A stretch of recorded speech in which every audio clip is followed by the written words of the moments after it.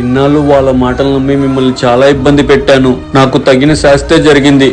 నేను చేసిన అప్పులకి నేను సూసైడ్ చేసుకోవడమే కరెక్ట్. నువ్వైనా నన్ను క్షమించమ్మా. అయ్యో ఏంటనే ఇది, ఏదో తెలియక చేసి ఉంటావు. నువ్వు అప్పుల గురించి ఏం భయపడకు. నాన్న రాసిచ్చిన స్థలం నా మనస్ఫూర్తిగా అమ్మి అప్పులు తీర్చేద్దాం. నేను చాలా అదృష్టవంతుడినమ్మా. తల్లిదండ్రుల్ని ఈ చేతులతో చంపుకున్నా కూడా తల్లి లాంటి నిన్ను నాకు దగ్గర చేసి ఇచ్చాడమ్మా దేవుడు.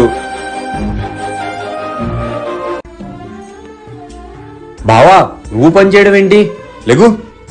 పర్లేదులే బావగారు, మన ఇంట్లో మనం పని చేసుకుంటే తప్పేంటి? అమ్మా, నీకు ఎన్నిసార్లు చెప్పాను వంటగదిలోకి రావద్దని. ఏదైనా పని ఉంటే నేనే చేస్తా కదా. పర్లేదన్నయ్య.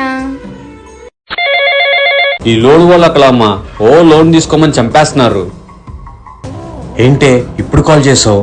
రామ్, ఇంకెన్ని రోజులు ఇలాగా? ఇప్పుడిప్పుడే వీళ్ళని నమ్మిస్తున్నాను. ఎందుకు వస్తామని ఫోన్ చేస్తావు? నా వల్ల కావట్లేదు ఇలాగా. నేను ఇంటికి వచ్చేస్తాను.